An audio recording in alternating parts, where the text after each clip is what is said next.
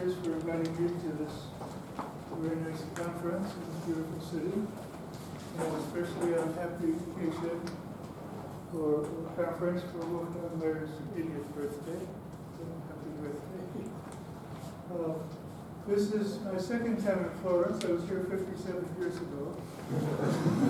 It's changed a lot. So I want to talk about a problem that I've been thinking about for a while.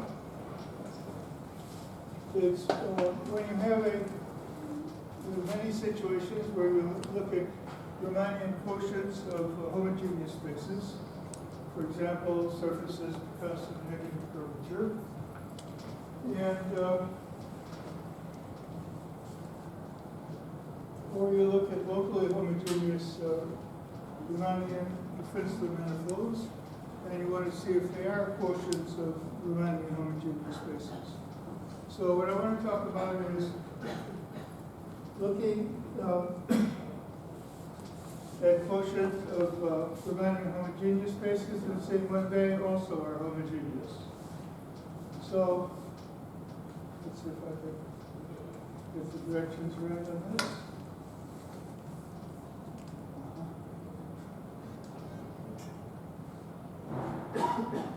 So I want to start out with a connected, simply connected Riemannian homogeneous space. And I'll write it as a quotient of their symmetry group. So for G minus K, where K is compact. And I look at a Riemannian covering. There's an ordinary topological covering space where, since it's locally homeomorphism, that gives you that specifies the real analytic structure and the Riemannian metric on the quotient, simply because here gamma is necessarily a discrete subgroup of G. And it's acting freely, so only the identity element of gamma has a fixed point.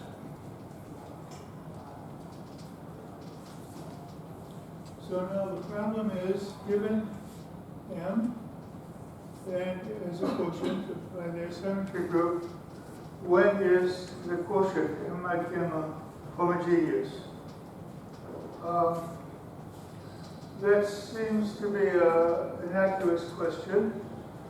So we want to know on gamma if this question property of gamma, which is equivalent to homogeneity of the quotient.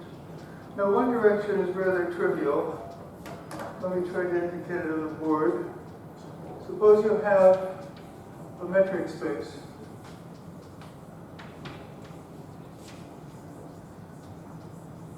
And suppose gamma, suppose we have a metric quotient.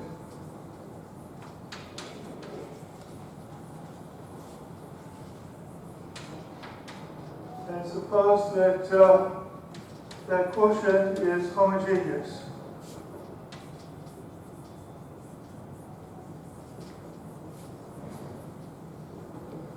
Now, if it's homogeneous under any sort of reasonable circumstances of the topology, which are simply satisfied for differential manifolds, the group of isometries of the quotient will lift up and give you a transitive group upstairs on the covering space.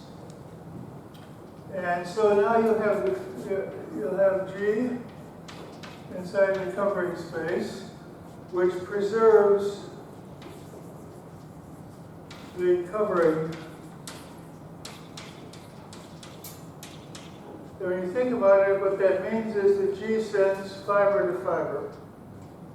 So it normalizes gamma inside the group of all isometries of M. And if things are connected, then normalized implies centralized, at least for the identity component of G. So that means that if you take any element of gamma and you look at the distance from, say, a point x to gamma x, and you apply an element of g, so that's equal to the distance from gx to g gamma x, and you can switch these two, you see that the displacement, the amount of the distance between a point and its image, is constant for every element of the group gamma. So it's automatic. If it's homogeneous, then every element of gamma is constant displacement. Okay. Now, so this is what I just went through. Homogeneity implies the elements of gamma will be isometries of constant displacement, but the argument I gave you shows you this is a very general phenomenon, not necessarily Riemannian manifolds. Basically, any kind of metric space which isn't where the topology isn't too crazy. So let's look at an example. Suppose we have a homogeneous quotient of Euclidean space. Now the elements of gamma then are constant displacement. So every line is pushed to a parallel line. And the only Euclidean transformations that move every line to a parallel line are the ordinary translations. So in that case, gamma will consist of pure translations, and the quotient will be a product of a torus and Euclidean space. So that's perhaps the most trivial example. Let's look at a slightly less trivial example. Let's look at the case where sectional curvature less or equals 0. Now in this case, we take the manifold and let's suppose M is simply connected. We look at the de Rham decomposition and we factor off the Euclidean part because we already know about that. So then we have the product of irreducible factors. And we look at the universal Riemannian covering, divide out by some discontinuous group gamma. And then it turns out that a number of conditions are equivalent.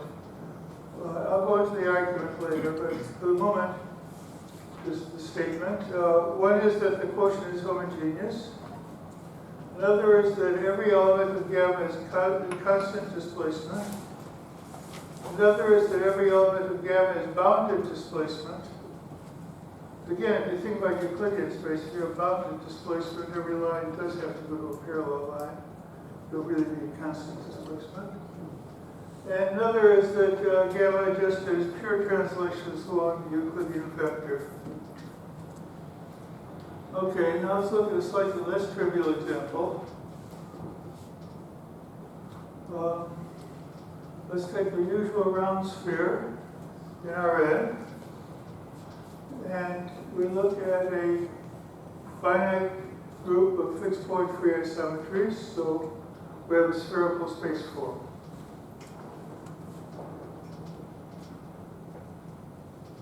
And suppose that that spherical space form is Riemannian homogeneous space. So we look at its isometries, take the connected group, and lift up. So we take, in that, the lift is the normalizer of gamma inside the isometries of the sphere, which is just the ordinary orthogonal group. So the identity element centralizes gamma because it's connected and gamma is discrete. It's normalizing gamma. And then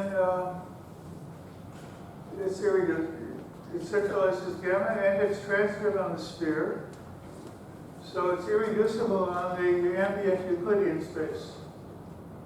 So Schur's law just says what this centralizer inside the group of inside the linear transformation has to be. It's the reals, the complex, or the quaternions. And if that centralizer inside the linear group is the real numbers, then gamma has to be the orthogonal linear transformations, which are just real scalars. That's plus or minus, has to be contained in plus or minus the identity. So the quotient is in the sphere Euclidean space. Or if that centralizer is complex numbers, then gamma is cyclic of some order bigger than 2, you have a lens space. And if that centralizer is the quaternions, then gamma is a group of symmetries. Well, it's a double cover of the group of symmetries of Euclidean.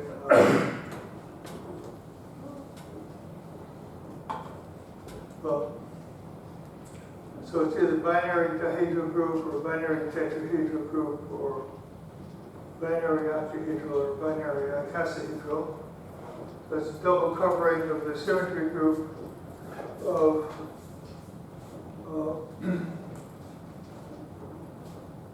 an n-gon or a tetrahedron or an octahedron or an icosahedron. So you know exactly what those are, what the possibilities are. Now, let's look at the case of constant curvature. So we take a Riemannian covering where M is constant sectional curvature. And the theorem here is that, and this is something from 1961 maybe. Suppose M is complete in constant sectional curvature, then the quotient is homogeneous if and only if every element of gamma is constant displacement. So, saying that in this case, constant displacement implies homogeneity. Now, the proof, well, here's the argument. If the curvature is negative, then the less trivial example I mentioned before says that the quotient is homogeneous if and only if gamma is trivial, because it would have to be translation along the Euclidean vector. And I'll indicate the argument for that in a few minutes. If the curvature is 0, well, that's the Euclidean space. That's the example I call the trivial example. And if the curvature is positive, this actually involves some finite group theory.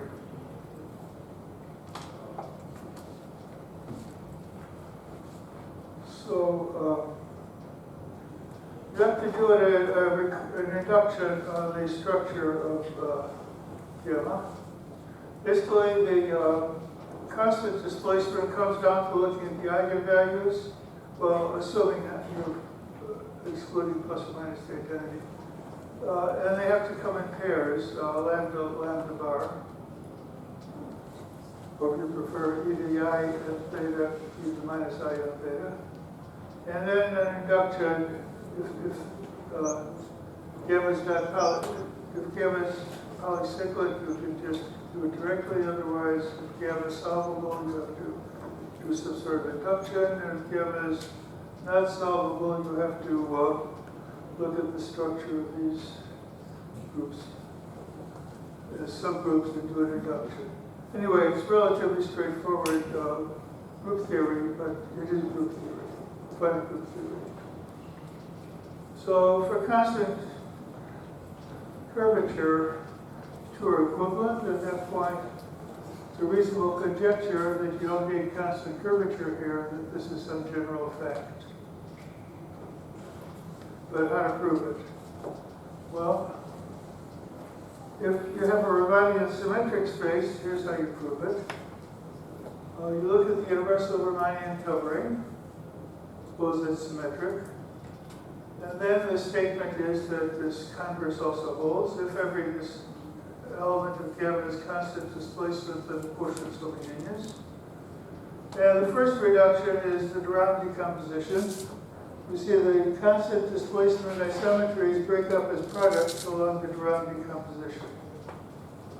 Okay. So then, and you already know about Euclidean space, and you already know about negative curvature, or curvature less than equal 0. So that leaves you with the case of compact irreducible Riemannian symmetric spaces. And, okay. So it's a little bit upsetting here. if you have a group manifold, you know exactly what the isometries are, and you can prove that gamma has to be conjugate inside the isometry group of M to a group of left translations. Or if you prefer right translations, you conjugate again by the symmetry, you make it turn them into right translations. But it's obvious that these, since your group manifold, which is Riemannian symmetric, the metric will have to be bivariant, so the left translations commute to the right translations. Every element of gamma, well, okay, so Quotient is homogeneous from using the translations from the other side. If it's not a group manifold, then, well, there are just a few possibilities. You run through the list, and you multiply a lot of matrices, and you verify that this is correct, at least for simple classical groups. And if it's an exceptional group, if G is exceptional, then it's actually even easier because it's got lots of classical subgroups, and you know about those. The hard part of these cases 2 and 3 is you have to really find the group of all isometries of M, not just the identity component. Normally you describe in terms of the identity component. But here's an example of the kind of thing you have to deal with. So, suppose you look at a Riemannian of k-planes in 2k space. Okay, over the real complex quaternions. So real again, what's the orientation? And you look at orthocomplementation. That has no fixed points. And it's an isometry. And certainly, in most cases, it won't be in the identity component. So, or in some cases, it won't be in the identity component. So, you have to fiddle around with each case, but the other Kaitan gave a general way of finding all the isometries of a simply connected Riemannian symmetric space.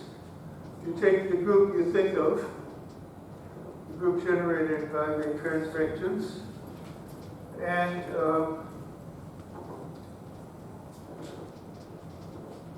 you toss in the symmetry if necessary. So you've got, and now you look at the isotropy subgroup, you look at the outer automorphisms of the isotropy subgroup that extend to the larger group, and you put those together, and that gives you the full isometry group. So that's how it goes. And for Finsler symmetric spaces, well, it's pretty much the same situation. Certainly it's the same theorem. And the proof is a little bit different. First you have to prove that it's a bare-walled symmetric space. So that, well, very roughly speaking, that means that the structure equations aren't as bad as they might be otherwise. And then you don't have a Dirac decomposition, but things do break up a little bit into essentially a Minkowski space and something of compact type and something of non-compact type. And you reduce to the 3 cases. The isometries of constant displacement break up as products. And you take care of the Minkowski and the non-compact type cases more or less the same as you would for Euclidean space, or for Riemannian spaces. And then you have to reduce. Now the problem is that for the compact situation, it does not break up into reducibles, and you have to do some calculations, and then you essentially reduce to Riemannian situation. So the fact that you already know this for Riemannian symmetric space then gives you the result for Finsler symmetric space. Now there's a dichotomy here. On the one hand, let's put Euclidean factors aside. There are two completely different kinds of situations. One is the unbounded situation. And here, the evidence, which means all the examples I know of, maybe if somebody knows an example where this is not true, I hope they'll tell me. Well, the evidence seems to be that the asymmetries of bounded translation, the bounded displacement, are just ordinary translations. And this is known for sectional curvature less or equals 0. I've been promising this for a while, but I will indicate the argument. And that extends, if you're really careful, to Riemannian manifolds without focal points. And then using some semi-simple structure theory, you get it to work for Riemannian manifolds where there's a semi-simple group acting transitively, semi-simple group with no compact factor. Or the opposite situation, it works as well for Riemannian manifolds where you have an exponential solvable group acting transitively. So these are the cases I know about where space is unbounded.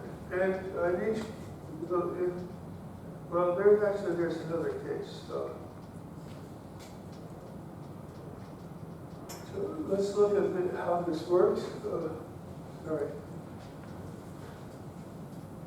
And the opposite of the unbounded case is the bounded case. So there, a lot of the progress on this conjecture has been case-by-case verification. First of all, that's the sort of thing you have to do with Riemannian and principally symmetric spaces.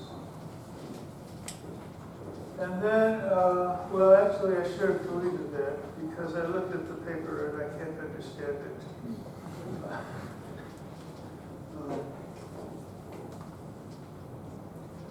So I think the argument for Stiefel manifolds, you have to be more careful.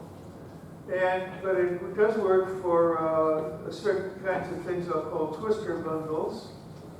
And the name is provisional. I'm hoping somebody here can suggest a better name for these things when I explain what they are. So you have a bundle over, say, a Grassmann manifold. And the isotropy subgroup, the Grassmann manifold splits as a product, and you divide out by one of the factors. Or for Hermitian symmetric spaces, you have a simple group, and then you have a circle bundle over it. And so you have two factors in the isotropy subgroup. You divide out by one or the other.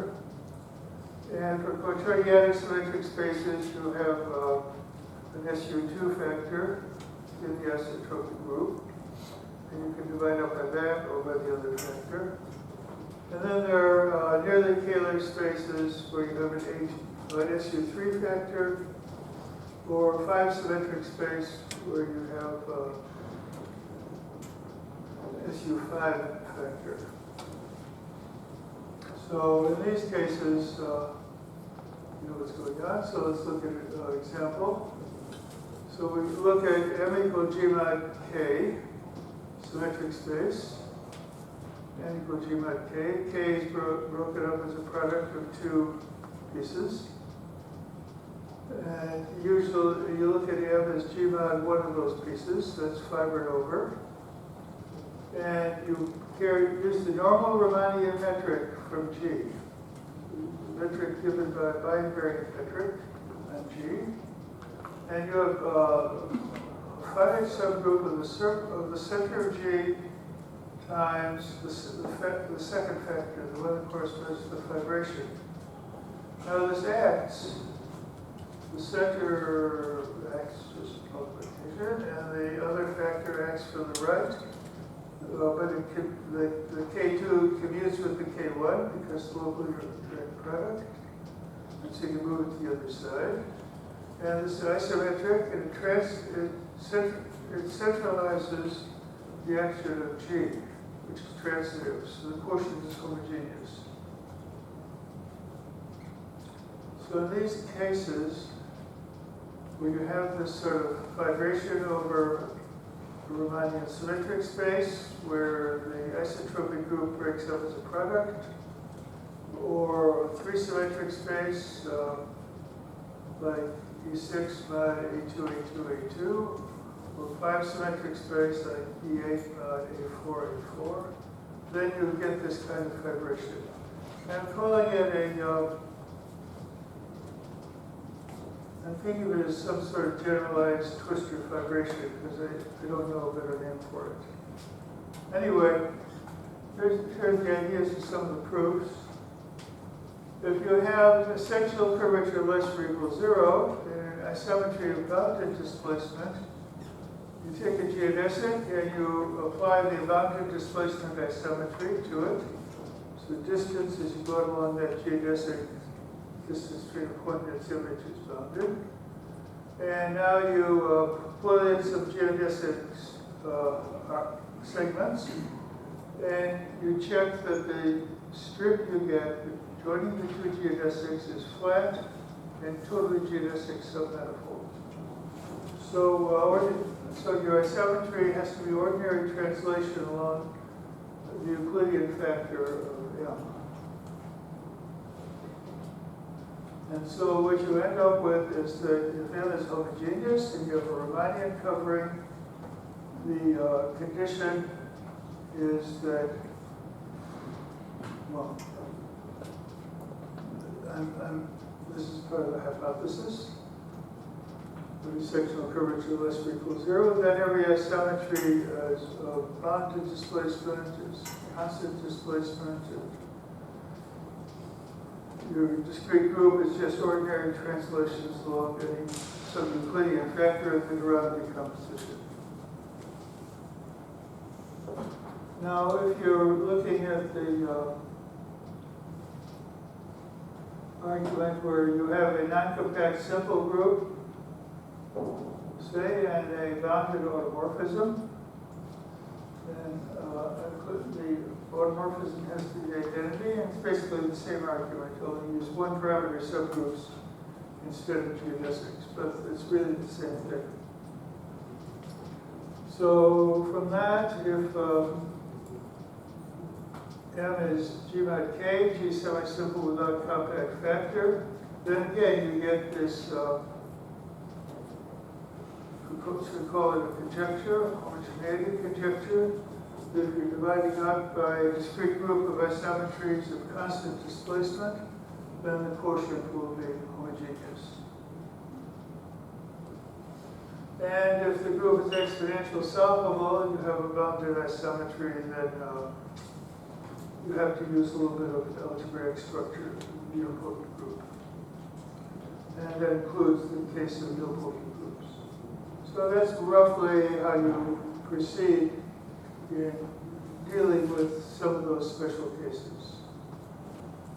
Now for Riemannian symmetric space, as I said, you take a complete simply connected Riemannian symmetric space. You break up that isometry of constant displacement along the products. You assume that you're dealing with a compact irreducible space. And then, well, as I said before, if it's a group manifold, then say left or right translations by the diagonal, then it's the constant displacement group is conjugate to a subgroup of, say, left translations. That's a little tricky here because you have to assume you don't just use individual things in constant displacement and put them on the left. You have to assume that gamma and gamma squared are both constant displacement in order to prove that. So you have to be a little bit careful. And as I said before, if M is a simply connected symmetric space where G is G mod K with G simple, you run through the classification, and then you have this theorem that homogeneity is the same as dividing out by symmetries of constant displacement. Now let me go back to what I was referring to vaguely as twistor bundles.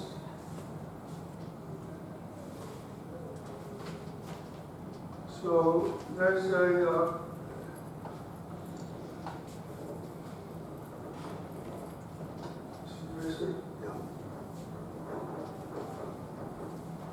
so it's a classification by Burrell and de Siebenthal of you start out with a compact simple Lie group, and you want to find the maximal subgroups of maximal rank.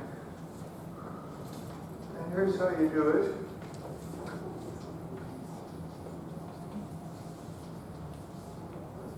You take the Dinkin diagram, and you join the negative of the maximal root.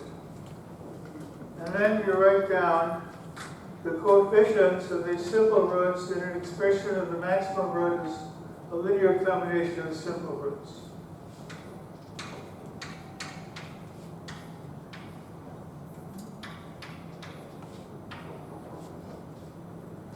Now you look to see when those coefficients are prime. If there's a 1 here, well, I should write there's no. So in this case, with E6.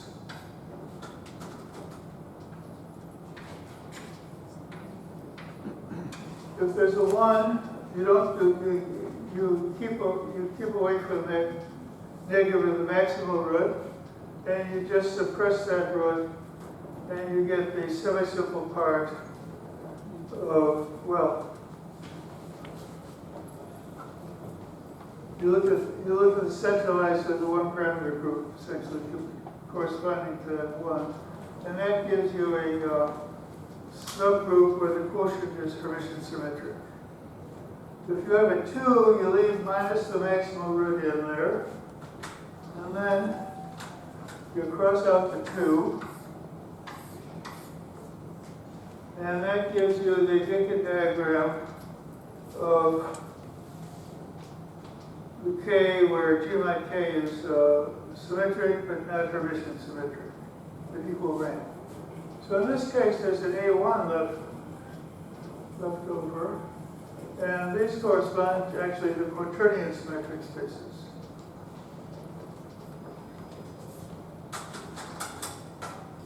Now, if there's something else, let me restore this.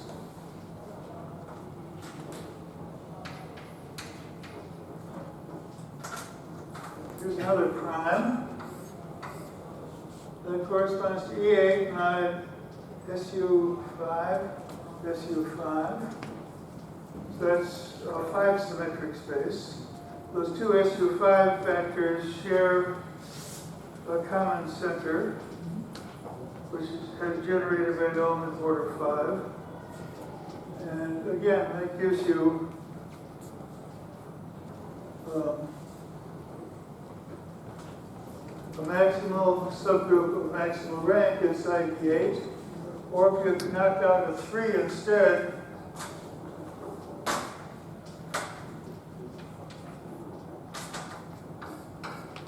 you would get a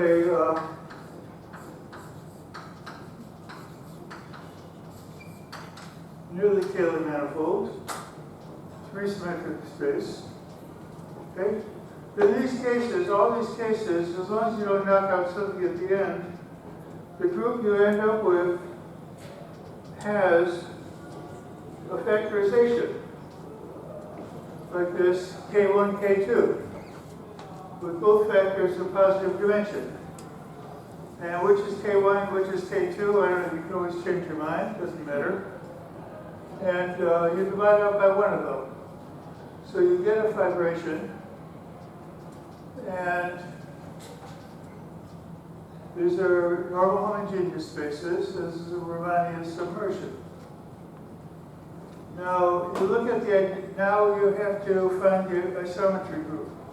So in this situation, you can find the isometry group. The identity component of the isometry group upstairs, there's G acting on the left. And then there's right translations by the elements of K2. Remember, K2 corresponds to the fiber, and it centralizes K1. So you can move it over. and you put in the inverse, so it's actually a group action. So that gives the identity component of a symmetry group. And then you can follow Cartan's argument, or you can follow your guess as to what he's saying. I think it's perhaps a more accurate description.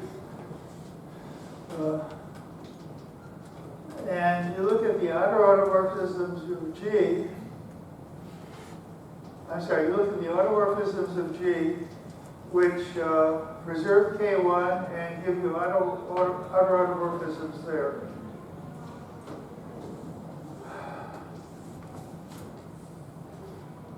So you're looking at automorphisms of G that preserve K1 and their outer automorphisms of K1. And then you divide out by, that gives you something in every component. Now the way you do this is you look at you take the group of all isometries, and you can each component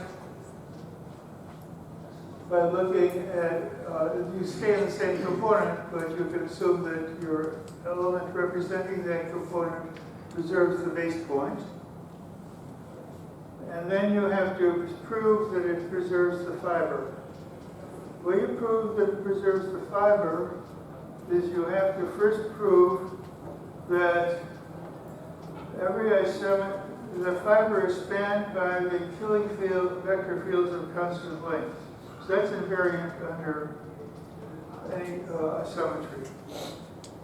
So then every isometry preserves the fiber, and then you look at an isometry that preserves from any component which preserves the base fiber, and then the fiber itself of G mod K of 1 over G mod K, that's a compact group manifold, essentially K2. And then you can use Cartan's result and say whether the automorphism is there, and this is what you get out of that. So you have to be a little careful. And one of the things that you have to know is that if you take an isometry upstairs, it sends fiber to fiber, so it pushes down, and it has a fixed point downstairs. And that's where I'm using the fact that K has equal rank in G, so the other characteristic is positive, so every isometry, in fact every homeomorphism, has a fixed point.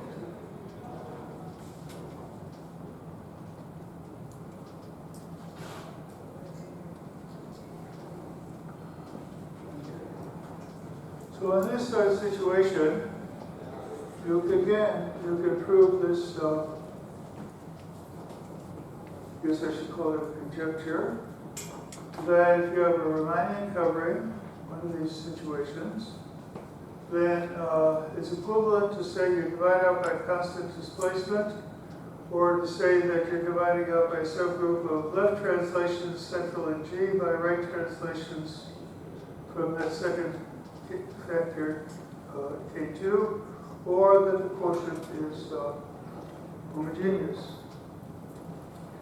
Now, this captures a lot of symmetric space bases, and it certainly captures some of these nearly symmetric spaces for the exceptional groups, where you have the A2 factor corresponding to a simple root of multiplicity 3 in the maximal root. And it covers the only case of 5. So haven't yet thought about what happens with something like a 6 or a 4. If you go to try to say, well, okay, now this, you can ask which Stiefel manifolds, fibered over Ross manifolds are covered here. What is my time? How much time do I have? 15 minutes. 15 minutes. Okay.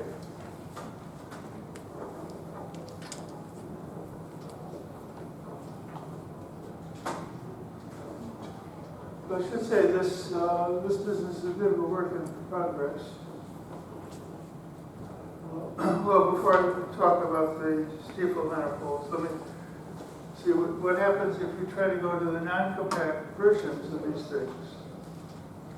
So if you have a symmetric space base, you have a natural choice of non-compact twin of G, same complexification, and the same isotropy subgroup K for a symmetric space of non-compact type. But if you try that with one of these 3 symmetric or 5 symmetric spaces, of course that doesn't work.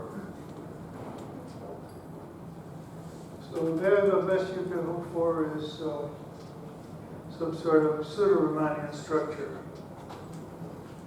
And the pseudo-Riemannian structure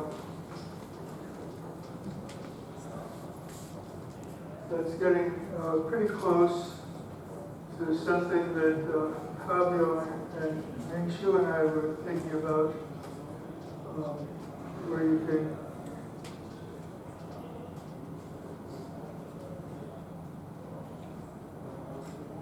when we think about the infinitesimal version, let me try to indicate what's going on with that.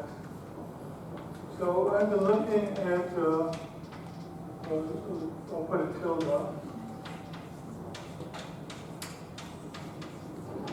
So this is sort of a global thing, dividing out by discrete group of isometries.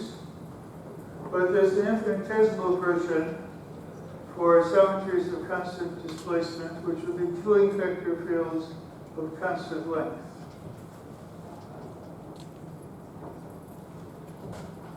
And if you want to go between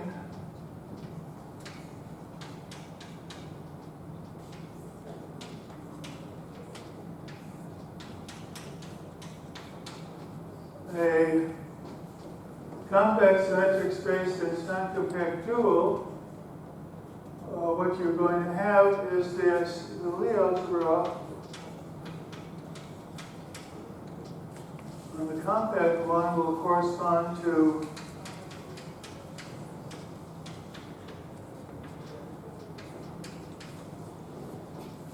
this Lie algebra for the non-compact one. You take the complement to the isotropy algebra and you multiply it by square root of -1. Now, the Killing vector field here of constant length will correspond to a Killing vector, you would hope would correspond to a Killing vector here of constant length, but it doesn't seem to work unless the Killing vector field is elliptic. Now, elliptic Killing vector fields of constant length do exist, but they're relatively rare. So the non-compact version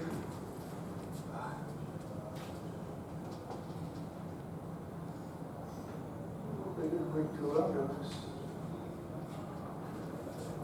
Oh, okay. I'm trying to go to my password.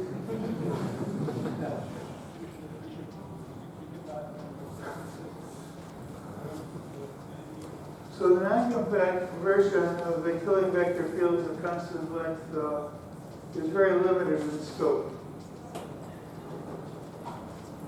And it's pretty much limited to situations like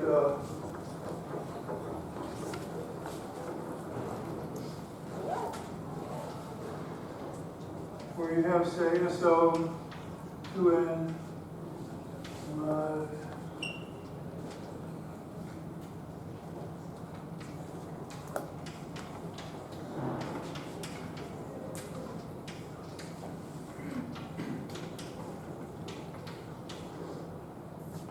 and you look in sort of in between 20 plus 2 plus 1 plus 1. So if you look at a Cartan, a maximum torus here, it's going to be some rotations and a 1. or rather 0, we're on the group level 1. And then the killing vector fields of constant length will be same rotation coming down the diagonal. So that's a relatively rare situation.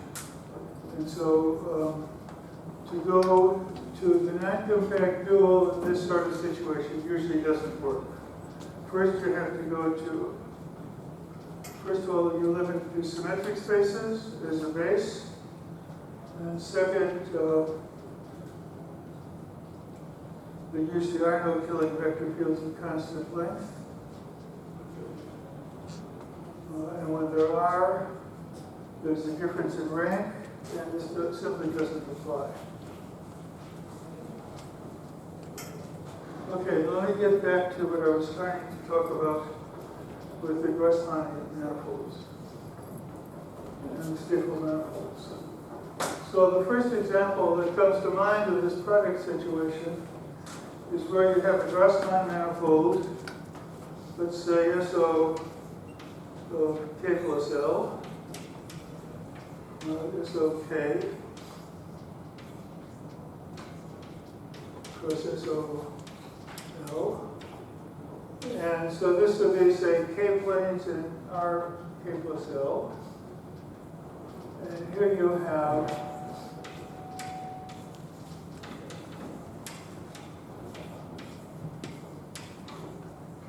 orthonormal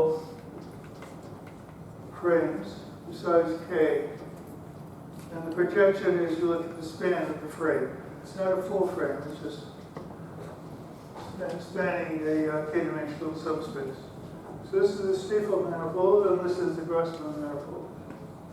And so it looks initially like this situation. And it certainly is in that situation, provided that this has equal rank in here. Which means simply that you have to avoid the situation where K plus L is even, but K and L are both odd. And then if you try, then you look at that situation again. Well, if L equal if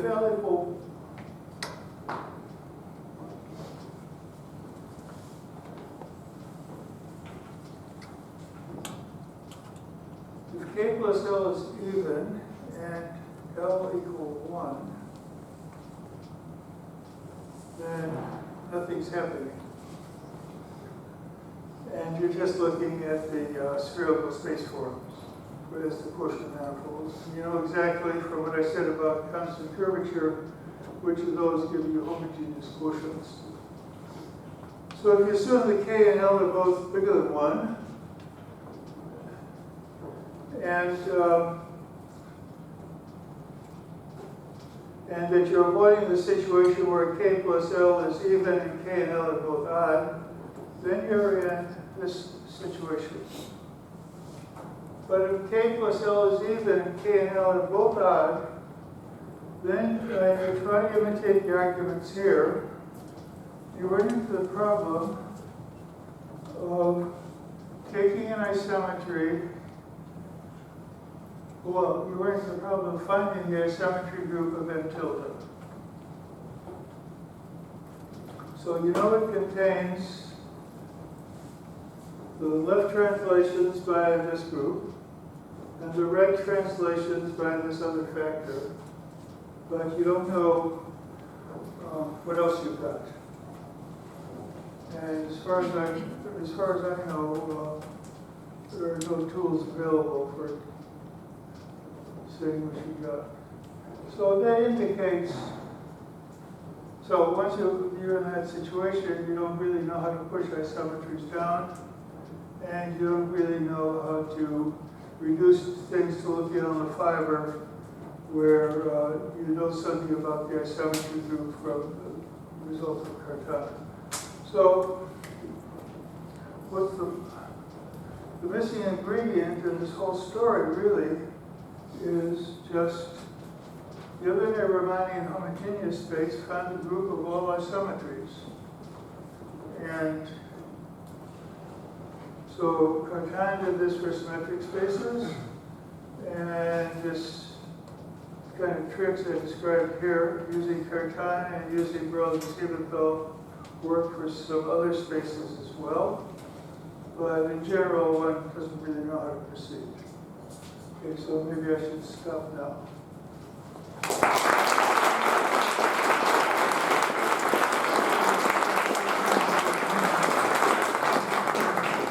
Are there any questions? Are those isometries bounded with constant displacement of Clifford translations? Well, it's got a couple of different names.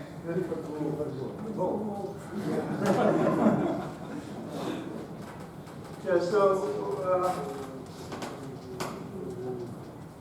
shortly after the invention of quaternions, Clifford realized that you could make some nice tori in free space by taking. Now, if you read his paper, you realize that you have to guess again what he's talking about. But anyway, I'm pretty sure I know. In matter terminology, you have quaternions, and you have given quaternions acting on the left and on the right. You take one parameter group from each of them, and you apply it to a quaternion, and you get a torus. That's the Clifford torus, I think. And then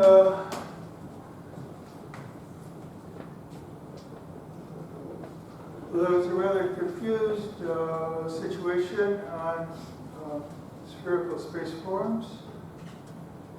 And